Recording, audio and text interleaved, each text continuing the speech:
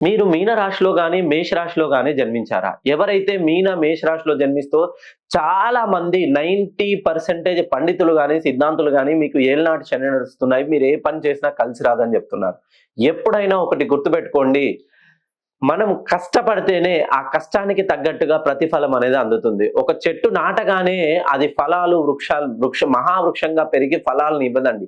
దానికి సరైనటువంటి ప్రొటెక్షన్ ఇస్తూ ఆ చెట్టును కంటికి రెప్పలా కాపాడి అది ఫలాన్నిచ్చే టైంకి అందరూ దాని దగ్గరికి వెళ్తారు. మేష రాశి వాళ్ళకు కూడా ఇప్పుడు మాకు ఏలినాటి శని నడుస్తుంది. మేము ఏ పని చేసినా కలిసి రాదు అని మీరు ఇంట్లోనే కూర్చుంటే ఇంకా ఆర్థికంగా నష్టపోతారు తప్ప జీవితంలో ఎదుగుదల ఉండదు. కష్టపడండి.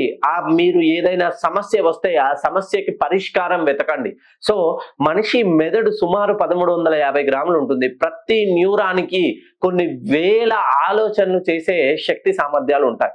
మీ జీవితంలో కూడా ఖచ్చితంగా ఎవరైతే మీన, మేష రాశిలో జన్మించిన వాళ్ళకి ఈ 2026లో ఎంత సమస్యలను మీరు అధిగమిస్తారో రాబోయే రోజులు మీకు అద్భుతంగా అటువంటి కలిసొచ్చే రోజులు మీ జీవితంలో 2026 సంవత్సరం తీసుకురాబోతుంది.